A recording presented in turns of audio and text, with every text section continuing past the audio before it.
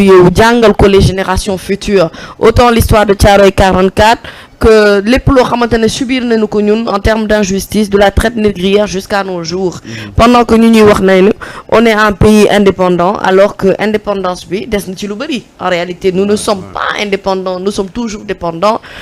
d'une certaine société boo xamante ne moom moo ñuy régir gis-gis bi ñu war a am xoolin bi ñu war a am ak leen lu ci am Ousmane Sonko nag li mu wax daal amul lenn loo xamante ne lu nit boo xamante ne tu te sens africain waroo cee mën a kontaan boo ko dee c'est-à-dire ñaawlu mooy ne kon yow tu n'as absolument rien compris du combat actuel on est à l'heure où on a envie que l'Afrique puisse retrouver li nga xamante ne moom mooy sa source d'antan te gis nga Aliou Top nit boo réeree waaw c'est-à-dire doo neex a dimbali ci àdduna te dañuy wax naan ku wàcc sa ànd boo dem fekk fa borom mu toog am na loo xamante ne ñun ñoo ko moomal suñu bopp suñuy mbiri bopp la ñoo ko war a gëstul suñu bopp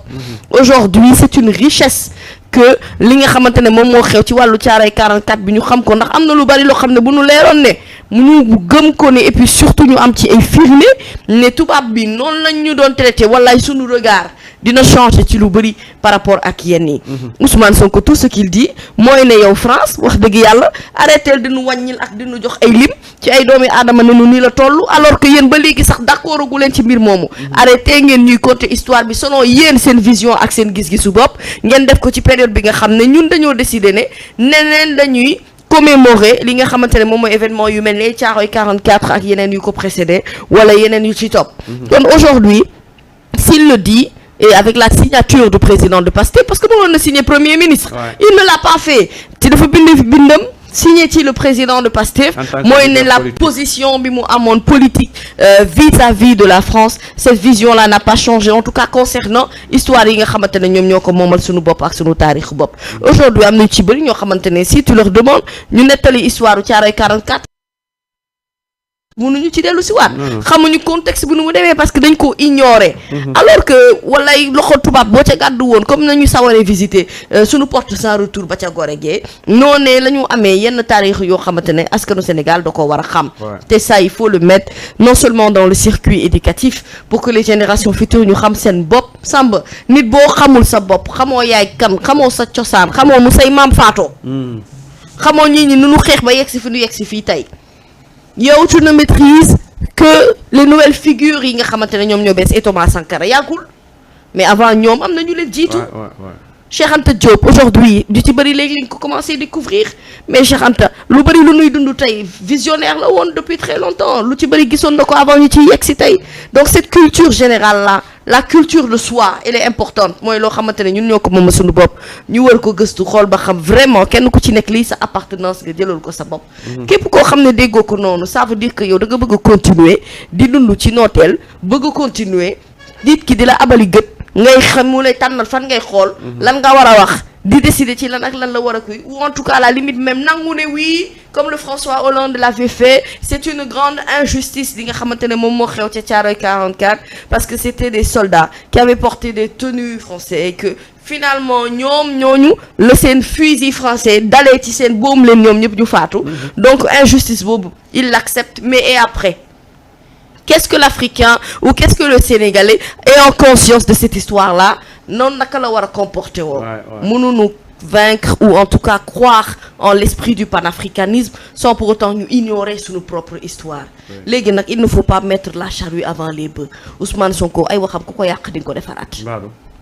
barke Serigne Bamba bu dee looloo tax nga ne sama xarit la dëgg rek lay atte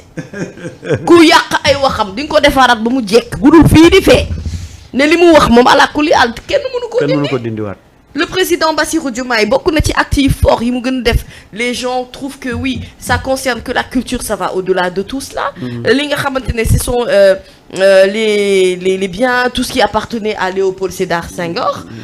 il a tout fait pour les récupérer te loolu wax dëgg yàlla ça veut dire qu'il a compris que aujourd'hui il y a une bataille boo xam ne ñun africains yi dañ ko war a xeexal suñu bopp nit ki boo xamul ko mu yow yaay kan mënoo fëgg sa dënn di revendiquer wu di wax ne xam sax foo jëm voilà léegi nag ñoom am nañ seen histoire u bopp nañ ko gérer seen bopp histoire u Sénégal Thiaroye 44 ak leneen la ko laal nañu bàyyi sénégalais yi ak ña ko moom gëstul ko seen bopp bu fekkente ne on n'a pas tous les éléments quitte à même mettre des historiens là-dessus pour que l'histoire soit ñu joxe la bonne version et la vraie version parce que doomu tirailleur yaa ngi fii ay sëtu tirailleur yaa ngi fii seeni doom a ngi fii seeni sët a ngi fii c'est des gens qui sont victimes parce que aujourd'hui ni nu mën a wax y a même un historien qui dit que nañu bàyyi sax di wax tirailleur parce que tubaab bi ñoo ko doon utiliser période coloniale. Oui. Mais nañu wax les soldats sénégalais. Mais effectivement, ça aussi, on pourrait en discuter. Mais je veux dire que vraiment, ce qui est dommage, moi, par exemple, que tu as 44, nous consacrer ko ben chapitre rek à l'école. À la limite, après, donc, il faut sax ni jàng nga ko ci ban yi. Mais parce que duñu jàngal suñu histoire, duñu jàngal Cheikh Ahmadou Bamba, duñu jàngal Baye Niass, duñu jàngal loo xamante ne ñoo ko moomal suñu bopp lu dul Lat Dior Diop Ngoné Latyr, bien que c'est important. Mais il faut aller dans les profondeurs. Il faut chercher la vraie histoire africaine, la vraie histoire sénégalaise. ñu jàngal ko xale yi loolu da leen di gën a yokk jom. day tax ñoom ñu xam ne ñooy kat et surtout day tax du ñu développer complexe. parce que complexe bi mooy nga yaakaar ni tubaab bi rek moo la war a xamal. yow loo xam ne yaa ko war a gëstu jël sa bopp pour xamal ko sa bopp. du moment que moom mu ngi lay wan ak di la jox opportunité pour que mu yaakaar ne en réalité histoire bi moom moo ko moom moo la koy jox Ousmane ne leen déedéet Ousmane bi histoire bi moom moo leen ko. histoire bi sunu histoire bopp la lijjanti leen seeni kook te bàyyi kooki jàmm lii la leen wax. saa wolof ci li Ousmane Sonko wax. waaw maa nga ca décembre 1er décembre 1900 xaw ma 2019. ci la Ousmane ne woon tey jii fépp ci territoire Sénégal nous aurons dit marquer cette journée mémorial ak tubaab yam ca teg. dama ci dul bañ a kii waaye noonu la ko waxee woon nee na dañoo war a bis bii tey dañ cee war a taxaw seetlu fépp ci Sénégal ndaxte njombe li gën a rëy lu France def ci fii mooy li mu def ci Caaroy 44. waaye yaa ngi wax baatu tirailleur sànq ne ñu ngi ko doon wax ci période corona xam nga luy tirailleur. tirailleur maanaam koo xam ne mënul jàmm yow nit ñëw nga jaaxle. Allemagne sonal la ba toog taxaw tirefel maam toog ci sab dënn ne la maa ngi ni maa la moom nga xam ne yow am na ñoo xam ne yaa ngi leen coloniser nga daw ci ñoom ñëw wut si ndimbal ak na nga ko wute ñu dem xeexal la ba libéré la li nga njëkk a def mooy ci histoire nga bind ci ne tirailleur maanaam koo xam ne daal yow même bu dee loolu dëgg la sax kooku ameel nga ko wegeel da nga ko war a kii ndax moom moo dox sa diggante ak wàlli ba nga maanaam daf ko du seera kano lañ koy xaw ma nu mu koy wax maam da nga ko bëgg a def làqukaay ba bal bi dalu la même bu doon loolu la fa nekk sax nga xam ne moo ko garaba yam même bu dee tiré ailleurs it bu nee teel ñooñu amaana ñu daw loolu sax ameel nga ko respect mais mu ñëw fayoo ko ba pare li ma gën a métti liy gën di fen ñu taxaw ne fanweer ak juróom lañ ba mu yàgg François Hollande ci bi mu mujjee ñëw 2014 ne lan juróom-ñaar fukki nit. ak lu mën a am mooy loolu xam nga nag histoire li tax mu doy waar li tax Hollande jékki-jékki ñëw yokk ko mi ngi mel ni waaja rek ba mu taxawee ne daa gis benn camion bu daanu accidenté ba xalangu sëfoon yi nen ba mu fees nee na benn tojut waaji ne ko gis naa xaw ma jaan ju mat téeméeri mètre xaw ma lan ma ko wàññil mètre yi mu ne ko tojal benn nen waaye loolu mooy dëgg maanaam Hollande daa ñëw toj benn nen parce que yenuwul maanaam lu toll noonu ñu ne la dañ leen a massacré yow bu ñu doon 35 personnes mais ñooñu yomb nañoo réglé jox leen xaalis te ne leen bu ma ko déggati